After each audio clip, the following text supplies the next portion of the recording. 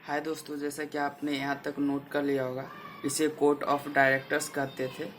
आप इसके प्रबंधकों का चयन किया जाता था। ये पार्ट 3 या पार्ट 4 होगा, जो भी पार्ट होगा आप पार्ट बाय पार्ट देखते जाओगे और घर बैठे आपका नोट्स तैयार हो जाएगा।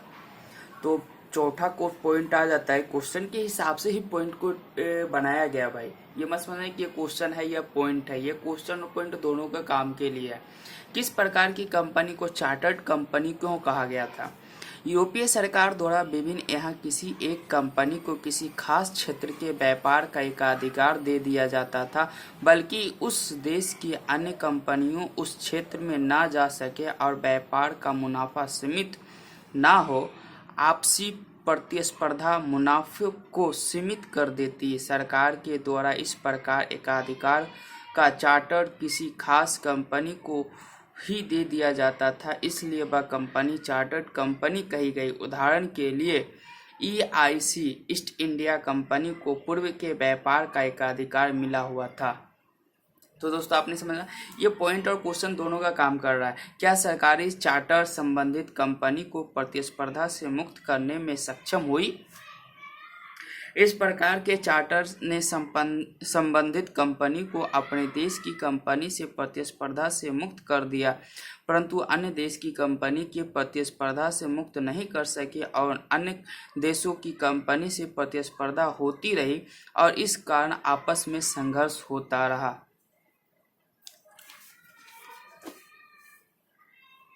पेज पलटने के बाद, ये भारत में विभिन्न कंपनियों के बीच संघर्ष के क्या कारण थे? फिर ये कंपनियां भारतीय राज्यों के साथ संघर्ष क्यों उलझ गई? जैसा कि आप जानते हैं कि यूरोपीय कंपनी एक ही प्रकार के उत्पादों को खरीदते थे, इस कारण उन उत्पादों का मूल्य बढ़ जाता और कंपनी को मुनाफा कम हो जाता। इसलिए एक कंपनी दूसरी कंपनी की इस दौर से बाहर करने का प्रयास करती। इसी मुद्दे पर उनके बीच संघर्ष होता। संघर्ष में अपनी स्थिति मजबूत करने के लिए इन कंपनियों के द्वारा किले बनाए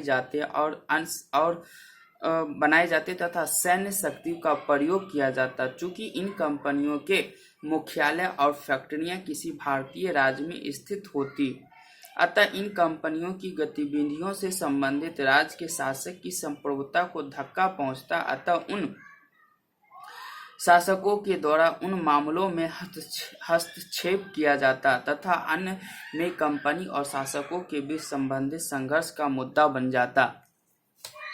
दोस्तों आपको बार बार नोट आप बनाते जाएं, घर बैठे ही आपका नोट्स तैयार होगा। पेज पलटने के बाद यहाँ आपको देखिए, पेज पलटने के बाद ये बारी बारी से पेज पलट रहा हूँ। भारत पर नियंत्रण के लिए मुख्य प्रतिस्पर्धा ब्रिटिश एवं फ्रेंच कंपनी के बीच क्यों हुई? कर्नाटक युद्ध के कारण थे। कर्नाटक युद्ध के कारण क्या थे? फ्रेंच कंपनी एक लंबे समय तक ब्रिटिश कंपनी के साथ एक लंबे समय तक प्रतिस्पर्धा में इसलिए टिक सकी क्योंकि फ्रांस कंपनी में एक बड़ी शक्ति थी तथा वह ब्रिटेन का प्रतिस्पर्धा भी थी। ब्रिटेन और फ्रांस के बीच वैश्विक स्तर पर अपना नियंत्रण के विस्तार के लिए प्रतिस्पर्धा हुई। यह प्रतिस्पर्धा भारत से लेकर अमेरिकी महाद्वीप तक चली। अंत में फ्रांस के पीछे छोड़कर ब्रिटेन आगे निकल गया। कर्नाटक युद्ध के निम्नलिखित कारण थे। नंबर एक देखिए, ब्रिटिश एवं फ्रेंच कंपनी के दोनों के द्वारा दक्षिण के व्यापार पर नियंत्रण स्थापित करने का प्रयासरत। फ्रेंच और ब्रिटिश कंपनी के द्वारा दक्षिण में अपना राजनीतिक प्रभुत्व स्थापित करने का प्रयास।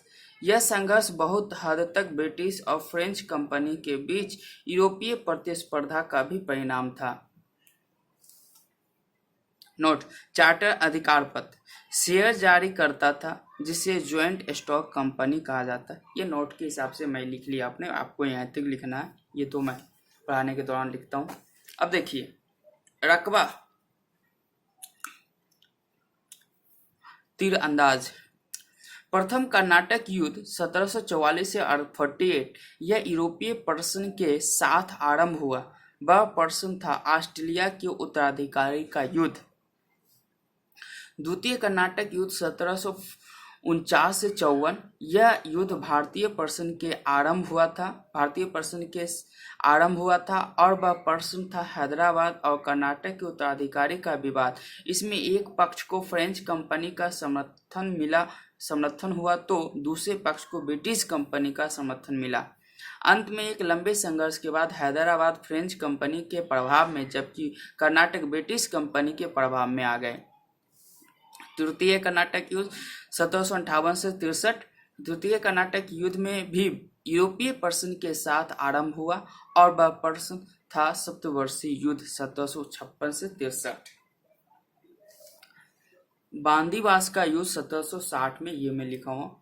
कर्नाटक युद्ध ने लगभग सुनिश्चित कर दिया कि भारत ब्रिटिश कंपनी के लिए अर्थ रखता, न कि फ्रांसीसी कंपनी के लिए। इस कथन का परीक्षण कीजिए। ये क्वेश्चन है, इसका आंसर। कर्नाटक युद्ध उस वैश्विक संघर्ष का हिस्सा था जो यूरोप की दो बड़ी शक्तियां ब्रिटिश एवं फ्रांस राष्ट्र के बीच पिछले कई दशकों से चल रहा था। वैश्विक स्तर पर सप्तवर्षीय युद्ध में फ्रांसीसी साम्राज्य की पराजय एवं भारत में बांडीवास के युद्ध में फ्रेंच कंपनी की पराजय ने ब्रिटिश की भावी सफलता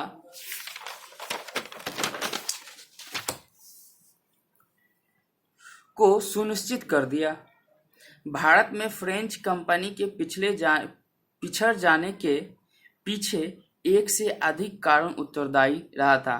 पॉइंट नंबर 1, प्रथम, आर्थिक संसाधन एवं व्यापारिक सफलता में ब्रिटिश कंपनी फ्रेंच कंपनी से आगे थी। दूसरा पॉइंट, चूंकि ब्रिटिश कंपनी एक निजी कंपनी थी जिसके कारण उसका निर्णय अधिक त्वरित होता था, जबकि फ्रांसीसी कंपनी में निर्णय का कार्य काफी विलंबकारी था। तीसरा पॉइंट, रॉबर्ट क्लाइव एवं सर आयरकूट जैसे योग्य अधिकारियों की सेवा प्राप्त हुई थी। अंत में प्लासी का युद्ध जीतने के बाद ब्रिटिश कंपनी के पास कहीं अधिक संसाधन आ गए। 17वीं सदी की व्यापारिक क्रांति से क्या तात्पर्य है? इससे तात्पर्य है कि व्यापारिक गतिविधियों में तीव्रता से निम्नलिखित आधार के रूप में देखा जा सकता। पॉइंट नंबर, इस काल में ब्रिटिश एवं डच कंपनी ने भारत के निर्यात व्यापार में काफी तीव्रता ला दी। जहां पुर्तगीज कंपनी मुख्यतः मसाले निर्यात पर बल दे रहे थे, वहीं ब्रिटिश एवं डच कंपनी ने सूती वस्त्र, रेशमी वस्त्र, नीली अफीम, सेरा आदि को निर्यात पर विशेष बल दिया। जहां 17वीं सदी के पूर्वार्ध में निर्यात की प्रमुख मध्य मसाले थी, वहीं आयात की प्रमुख मध्य छोड़।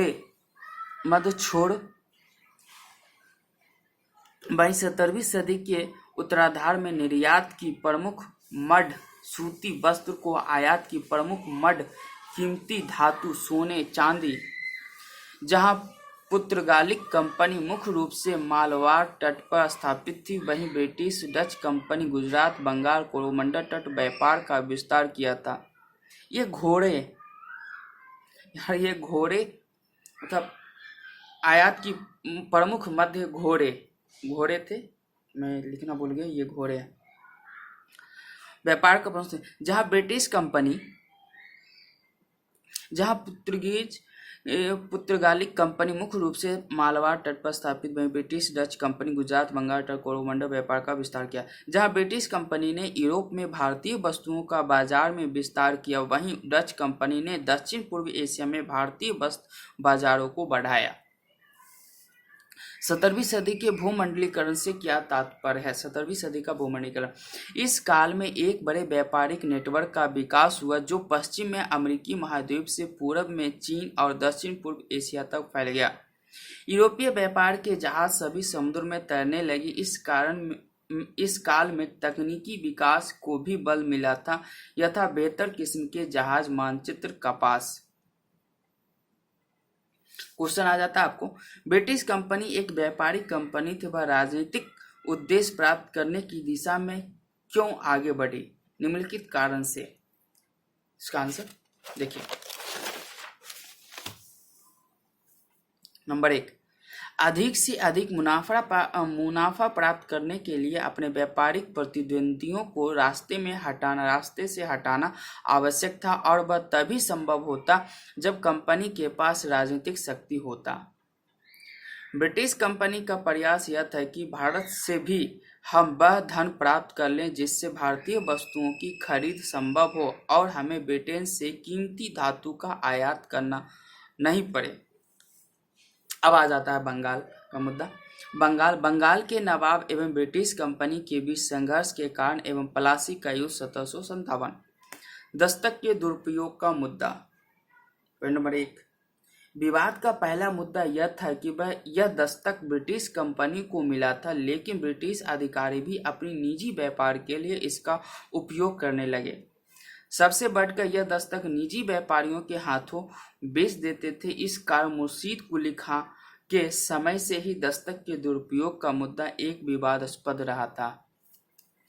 दोस्तों आप नोट करते जाएंगे, पॉज करेंगे, फिर लिखेंगे, पॉज करेंगे, लिखते जाएंगे, और मैं पढ़ भी रहा हूँ। फिर भी मुर्शीद कुली खां और अली वर्दी खां का दृष्टिकोण ब्रिटिश कंपनी के प्रति अपेक्षाकृत नरम रहा था।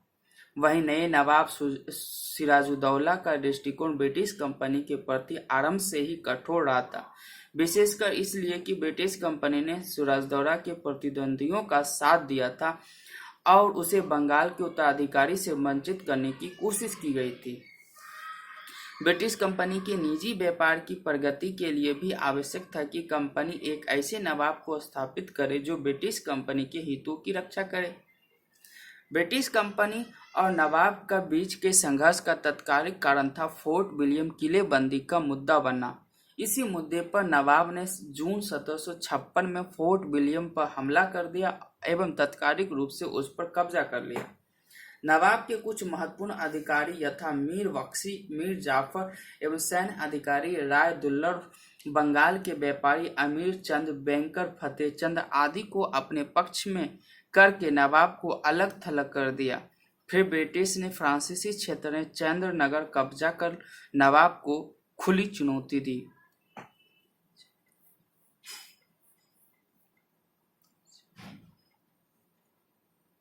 ब्रिटिश ने फ्रांसीसी क्षेत्र में चंद्र नगर पर कब्जा कर नवाब को खुली चुनौती दी। यहां तक आप लिखे। पेज पलटने के बाद घटनाक्रम देखिए इसका। घटनाक्रम देखो, बारी बारी से पेज पलट रहा हूँ, आपको नोट करते जाना। घटनाक्रम 23 जून 1757 भागीरथी नदी के किनारे प्रसिद्ध प्लासी का युद्ध हुआ, जो कि एक बड़ा युद्ध तो नहीं बल्कि एक बड़ा विश्वासघात था, क्योंकि नवाब की मुख्य सेना हाथ बांधे खड़ी रही, बल्कि एक छोटी सी सेना ही इस युद्ध में उतर पाई। फिर जाफर के गलत सैनिक परामर्श के नवाब के द्वारा माने जाने के कारण पूरी युद्ध प्रणाली ध्वस्त हो गई और नवाब पराजित हो गया। प्लासी के युद्ध का परिणाम और ब्रिटिश को प्राप्त लाभ। पॉइंट वाइज किस प्रकार से आपको टॉपिक का नोट्स तैयार करना हो, इसी प्रकार से दोस्तों आपको टॉपिक का नोट्स तैयार करना पड़ेगा। चूंकि क्रिकेट मैच फिक्सिंग के तहत इसके परिणाम पहले से फिक्स थे, इसलिए नवाब की हार हुई और मीर जाफर नया नवाब बनाया गया। फिर इस युद्ध से कंपनी को निम्नलिखित लाभ मिले।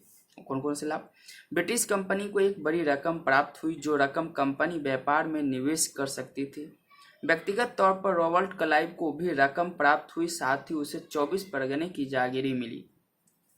अब नवाब पर कंपनी का प्रभाव स्थापित हो गया, इस कारण तात्कालिक रूप से कंपनी के निजी व्यापार को सुरक्षा मिली। अब ब्रिटिश कंपनी अपनी नवीन स्थिति का लाभ उठाकर अपने अन्य व्यापारी प्रतिद्वंदियों को बंगाल के व्यापार से बाहर करने लगी और व्यापार का अधिकतम लाभ प्राप्त करने की कोशिश करने लगी। यहाँ तक नोट कर लिया। पॉइंट नंबर 5, अब कंपनी के व्यापारी बंगाल के शिल्पियों एवं कारीगरों एवं अन्य विक्रेताओं पर दबाव डालकर उनसे औने पौने दाम में वस्तुएं प्राप्त करने लगे। नए नवाब एवं ब्रिटिश कंपनी के बीच मतभेद। 1760 में नवाब का परिवर्तन।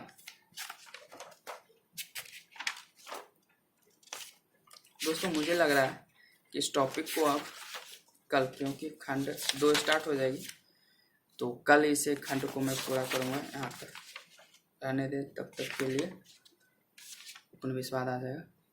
तो मुझे यहाँ पर ब्रेक ही लेना चाहिए, क्योंकि काफ़ी बड़ी वीडियो हो जाने के बाद आप भी नोट नहीं कर पाओगे। मैं छोटा हूँ, कम से कम वीडियो बनाऊँ छोटा, और आप नोट तैयार कर लें अपना घर बैठे ही। आपको टेस्टी का नोट मिलता है दोस्तों, और मणिकांत सर का पेपर पर खर्च के लिए। दोस्तों मैं यही आपसे उम्मीद करता हूँ कि आप हमें वीडियो को लाइक, सब्सक्राइब और शेयर, ताकि ज़्यादा से ज़्यादा लोगों तक पहुँचे और वो वीडियो को देखकर घर पे बैठे ही तैयारी करें सिविल सेवा की।